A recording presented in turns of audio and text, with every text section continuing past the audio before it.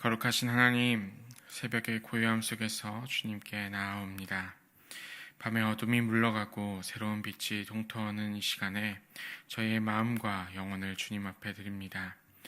주님, 분주한 삶의 연속 가운데 주님과 만나고자 하는 저희의 간절한 마음을 받아주시옵소서. 바쁜 일상의 소음에서 벗어나 오직 주님의 음성에만 귀를 기울일 수 있는 저희가 되게 하여 주시옵소서. 특별히 주님, 저희의 신앙이 매일 조금씩 한치라도 성장하기를 원합니다. 어제보다 오늘, 오늘보다 내일 더욱 주님을 닮아가며 주님의 사랑 안에서 깊이 뿌리 내리기를 소망합니다. 주님의 말씀으로 우리를 자라게 하여 주시고 세상 속에서 하나님으로 살아가고 하나님의 말씀을 살아내는 저희가 되게 하여 주시옵소서. 저희는 계속해서 연약하여 무너집니다. 때로는 나태함과 세상의 유혹에 흔들리는 저희를 변함없는 사랑으로 다시 일으켜 세워주시옵소서.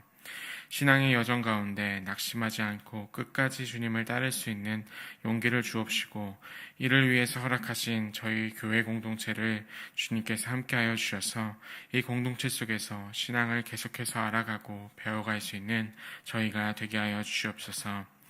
하나님, 케냐에서의 단기 선교팀이 마지막 사역을 마치고 이제 마무리 단계에 들어가 있습니다. 하나님, 그 모든 여정 가운데 함께하여 주신 주님께 감사드리며 이제 돌아오는 그 시간까지 주께서 지켜주시기를 간절히 소망합니다. 건강을 지켜주시고 마음을 지켜주시고 그리고 돌아와서 많은 것들을 저희에게 나눠주며 그 감사의 제목들을 줄 수 있도록 주께서 함께하여 주시옵소서. 이제 말씀 가운데로 나아갑니다. 주님의 말씀을 저희가 잠시 맛보는 것이 아니라 그것을 먹고 그것을 체화해낼 수 있는 저희가 되게 하여 주시옵소서. 감사드리며 살아계신 예수 그리스도의 이름으로 기도드립니다. 아멘. 네, 오늘 우리에게 주시는 하나님의 말씀은 요한계시록 10장 1절에서 11절의 말씀입니다. 요한계시록 10장 1절에서 11절의 말씀을 저와 여러분이 교독하시도록 하겠습니다. 내가 또 보니 힘센 다른 천사가 구름을 입고 하늘에서 내려오는데 그 머리 위에 무지개가 있고 그 얼굴은 해 같고 그 발은 불기둥 같으며 그 손에는 펴놓인 작은 두루마리를 들고 그 오른발은 바다를 밟고 왼발은 땅을 밟고 사자가 부르짖는 것 같이 큰 소리로 외치니 그가 외칠 때에 일곱 우레가 그 소리를 내어 말하더라. 일곱 우레가 말을 할 때에 내가 기력하려고 하다가 곧 들으니 하늘에서 소리가 나서 말하기를 일곱 우레가 말한 것을 임봉하고 기록하지 말라 하더라. 내가 본 바 바다와 땅을 밟고 서 있는 천사가 하늘을 향하여 오른손을 들고 세세토록 살아계신 이 곧 하늘과 그 가운데에 있는 물건이며 땅과 그 가운데에 있는 물건이며 바다와 그 가운데에 있는 물건을 창조하신 이를 가리켜 맹세하여 이르되 지체하지 아니하리니 일곱째 천사가 소리내는 날 그의 나팔을 불려고 할 때에 하나님이 그의 종 선지자들에게 전하신 복음과 같이 하나님의 그 비밀이 이루어지리라 하더라. 하늘에서 나서 내게 들리던 음성이 또 내게 말하여 이르되 네가 가서 바다와 땅을 밟고 서 있는 천사의 손에 펴 놓인 두루마리를 가지라 하기로 내가 천사에게 나아가 작은 두루마리를 달라 한즉 천사가 이르되 갖다 먹어버리라. 내 배에는 쓰나 내 입에는 꿀같이 달리라 하거늘 내가 천사의 손에서 작은 두루마리를 갖다 먹어버리니 내 입에는 꿀같이 다나 먹은 후에 내 배에서는 쓰게 되더라. 함께 봅니다. 그가 내게 말하기를 내가 많은 백성과 나라와 방언과 임금에게 다시 예언하여야 하리라 하더라. 아멘. 네, 간밤에 잘 주무셨죠? 네. 이제 비가 이제 드문드문 오면서 계속해서 이렇게 온도는 조금 꺾여 있는 그런 날씨인 것 같은데 조금이라도 그 더위가 좀 꺾여서 좀 시원한 하루들을 보내시면 참 좋을 것 같습니다. 제가 이제 특별히 이제 많은 목사님들하고 만나게 됐고 또 교회 사역도 굉장히 이제 존경하는 목사님들과 함께 하고 있는데 그 목사님들을 통해서도 배웠지만 저에게 특별히 많은 영향을 끼쳤던, 많은 가르침을 주셨던 신학자 한 분을 꼽는다면, 특별히 이제 제가 목회자의 길을 걷게 했던 그 목회 신학자를 꼽는다면 바로 이분이 있는데요. 여러분도 잘 아시는 유진 피터슨이라는 신학자이자 목회자이자 영성가로 알려져 있는 분입니다. 우리에게는 특별히 이제 그 메시지 성경 아실 겁니다. 메시지 성경을 완역하셨던 그 목사님이다라고 말씀을 드릴 수가 있습니다. 이분께서 오늘 이 요한계시록 10장의 본문이었던 요한계시록 10장 10절의 모티브를 얻어서 쓴 책이 있습니다. 그 책의 이름이 무엇인가 하면 이 책을 먹으라라는 책입니다. 이 책을 먹으라라는 책인데 제가 굉장히 좋아하는 책인데 여러분들도 조금 두껍긴 하지만 한번 나중에 기회가 되면은 꼭 읽어보시면 좋을 것 같습니다.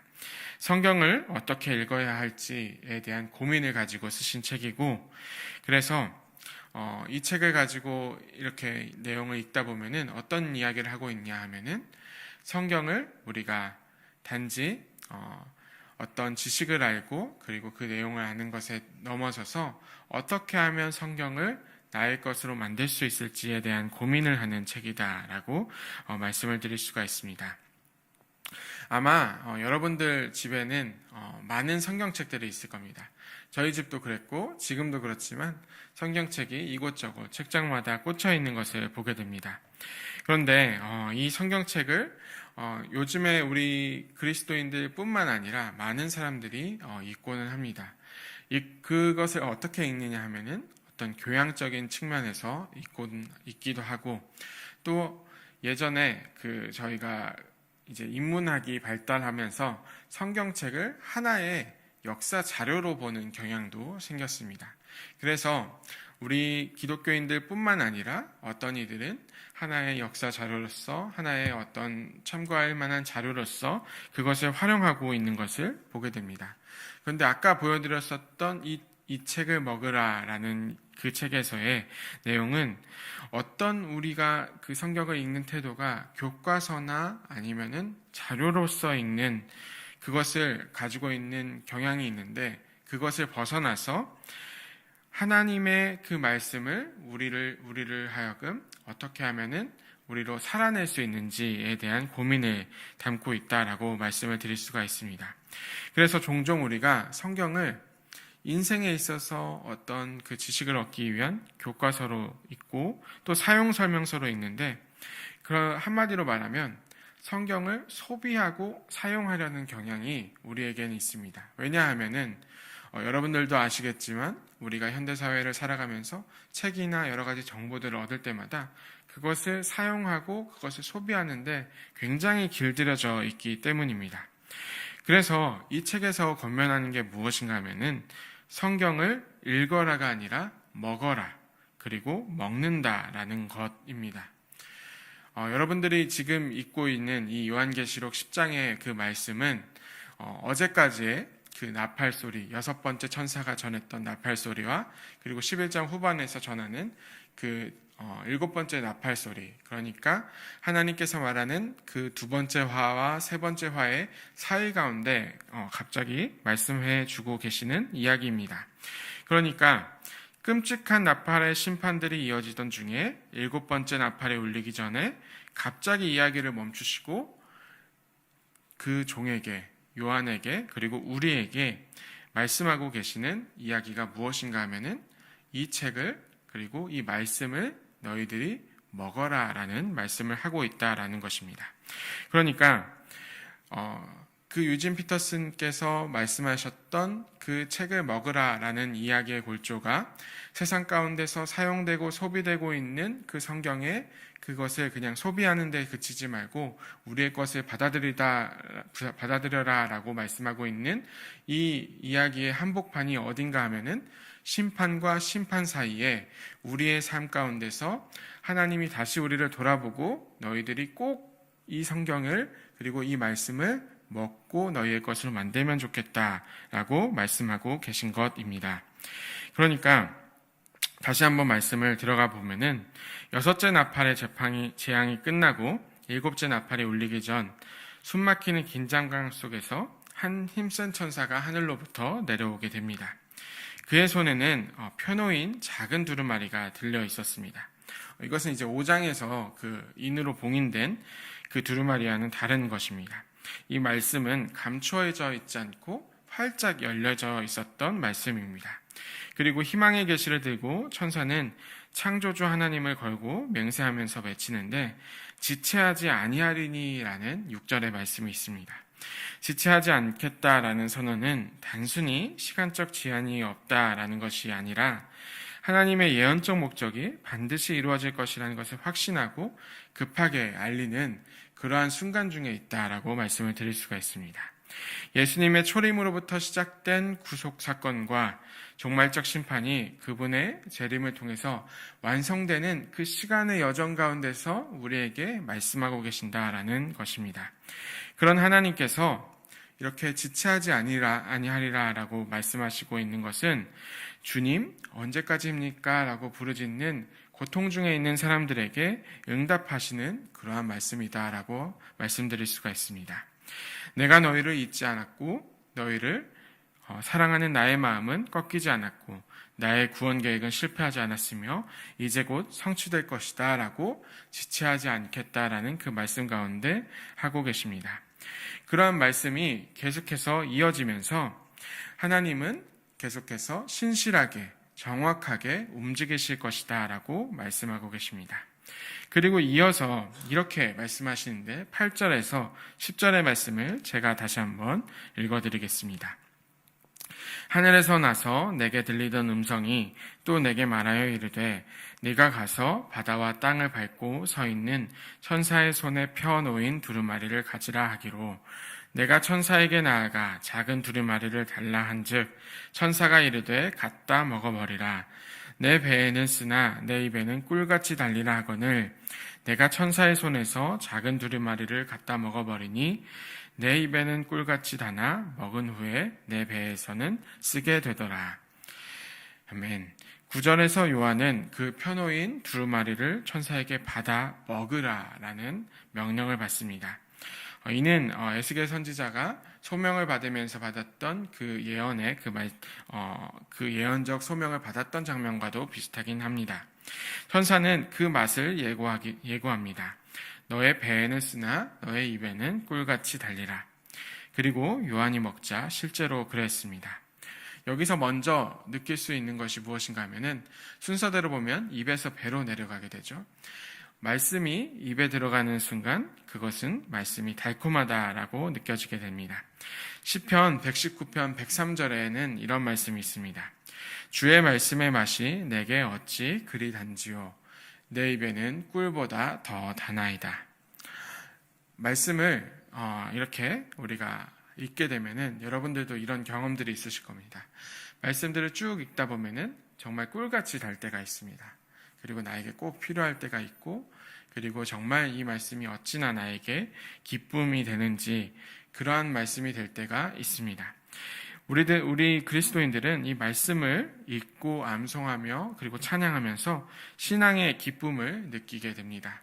그런데 중요한 것은 이것을 그냥 단지 기쁘게 그리고 달콤하게 느끼는데 그치면 안 된다라는 것입니다. 안타깝게도 이 입맛만 다시는 단계에 있다라고 이야기하고 있습니다. 그래서 중요한 것이 무엇인가 하면은 여러분들 그 입에 음식이 들어가서 입에서 단맛이 돌고 맛을 느낀 다음에 그리고 속으로 들어가면은 이렇게 소화기관을 따라서 내려가게 되죠. 그리고 중요한 그 소화기관 중에 한 곳이 어딘가 하면 바로 위로 내려가야 합니다. 그러면 여러분들 그 위액이 올라왔을 때 그 경험이 있을 겁니다. 위액의 그 맛이 어떠했나요? 굉장히 쓰지요. 그 말씀을 우리가 그렇게 단맛만 느끼고 맛만 느끼고 내려간 그것을 하고 넘기는 게 아니라 이것을 우리가 소화시켜서 위에 그 쓴맛까지 느껴질 때까지 우리가 그것을 소화를 시켜야 된다라는 것이 이 말씀의 핵심입니다. 그래서 배에서 위액이 나오고 소화가 이루어지고 장까지 내려가고 하는 그 과정을 통해서 영양분이 되고 우리의 피와 살이 돼야 된다라고 이야기하고 있습니다. 그래서 말씀이 우리의 존재 깊이 들어가서 우리에게 그 영양분이 될 때 우리는 마침내 이 말씀을 비로소 우리의 것으로 느끼게 되고 살아갈 수 있게 됩니다. 이러한 말씀은 굉장히 힘든 소화의 과정들을 가지고 있습니다. 왜냐하면은 이 말씀들을 단순히 이렇게 이야기해 보자면, 말씀은 계속해서 우리의 위선과 죄를 날카롭게 드러내는 쓴맛이 있고, 또 자기 부인을 해야 하는 쓴맛을 우리에게 주고, 또 주님의 십자가를 계속해서 짊어져야 하는 쓴맛을 요구하고 있습니다. 또 말씀은 우리가 사랑하는 이 세상과 사람들을 향한 공의로운 심판이 이루어질 것이다 라는 쓴맛을 계속해서 주고 있고, 또 이 진리의 말씀을 따라 살 때에 세상으로부터 오해받고 때로는 고난받아야 하는 쓴맛을 지니고 있습니다. 읽는 것이 말씀의 표면적 기쁨을 느끼는 것이라면, 먹는 것은 그 말씀이 내 안에서 나를 도전시키고 아프게 하고 마침내 세상 가운데서 새롭게 나를 빚어내가는 그 과정들을 기꺼이 받아들이면서 오는 어려움들이라고 말씀드릴 수가 있게 됩니다. 우리의 교회가 잃어버린 것, 그리고 우리의 삶에서 잃어버린 것이 바로 이 말씀을 먹고 쓴맛을 느끼는 것이다 라는 생각이 듭니다. 요한이 달고 쓴 말씀을 먹자 마지막 명령이 떨어집니다. 11절의 말씀입니다. 한 목소리를 한번 읽어보면 좋겠습니다. 그가 내게 말하기를 네가 많은 백성과 나라와 방언과 임금에게 다시 예언하여야 하리라 하더라. 아멘. 말씀을 먹는 것은 이제 그 말씀을 나의 것으로 받아들이고 우리의 것으로 받아들이고 소화시킨 다음에 한 가지 목적이 있는데, 많은 백성들과 나라와 방언과 임금에게 다시 예언할 것을 하나님께서는 요청하고 계십니다. 우리가 말씀을 먹고 그 말씀을 살아내는데 그 이유는 많은 백성과 나라에게 다시 한번 그 말씀을 전해야 하는 선지자적인 그 소명을 받았기 때문입니다. 저와 여러분들은 동일하게 이 역할을, 이 부르심을 받은 이들입니다. 사랑하는 성도 여러분, 하나님은 오늘 저와 여러분에게 동일하게 물으십니다. 너는 이 책을 단지 읽고만 있느냐, 아니면 먹고 있느냐, 너의 것으로 만들고 있느냐, 뱃속에 쓴 소화의 과정을 거쳐서 삶의 변화를 가져오고 있느냐. 하나님은 지체하지 않으실 것입니다. 주님의 약속은 반드시 성취될 것인데, 그 날이 올 때까지 우리는 이 땅에서 달고도 쓴 사명을 받은 자들로 서 있어야 합니다. 이제 성경을 단순히 사용하는 삶을 넘어서 성경을 우리로 하여금 빚어내도록 드리는 삶을 살아가시면 좋겠습니다. 요즘 피터슨의 그 이 책을 먹으라의 책에서 한 구절이 있는데요. 제가 이 구절을 읽고 기도하고 마치도록 하겠습니다. 현실적으로 그리스도인으로 살아가는 삶에서 사람들이 가장 소홀히 하는 것 중 하나가 바로 성경을 읽는 것과 연관된 일이다. 이는 그리스도인들이 성경을 가지고 있지 않거나 그것을 읽지 않는다는 말이 아니며, 그리스도인들이 성경을 하나님의 말씀으로 믿지 않는다는 말도 아니다. 바로 성경이 자신을 형성해 가도록, 즉 성경대로 살기 위해서 성경을 읽지 않는다는 뜻이다. 성경을 적절하게 그리고 정확하게 읽기 위해서는 성경을 읽는 동시에 그것을 살아야 한다. 그것을 살아내는 저와 여러분들이 되시기를 주님의 이름으로 축원합니다. 함께 기도하겠습니다. 살아계셔서 말씀하시는 하나님, 저희에게 꿀처럼 달콤한 구원의 말씀을 주심에 감사드립니다. 그리고 동시에 우리로 하여금 하나님의 사명을 받은 이로 살아갈 수 있도록 쓴 말씀을 주시니 감사합니다. 저희가 입술의 즐거움에만 머무르지 않고 그 말씀이 저희의 존재를 변화시키는 소화의 과정까지 기꺼이 감당하게 하여 주시옵소서. 지체하지 않으리라 라는 그 말씀 한가운데에서 우리에게 주신 그 말씀의 소명을, 그 사명을 계속해서 감당할 수 있는 높은 덕서교회의 성도들 되게 하여 주시옵소서. 그러한 소명을 가지고 살아가는 저희가 되는 이 하루 되게 하여 주시옵소서. 감사드리며 살아계신 예수 그리스도의 이름으로 기도드립니다. 아멘. 네, 우리 함께 기도하시며 나아가겠습니다.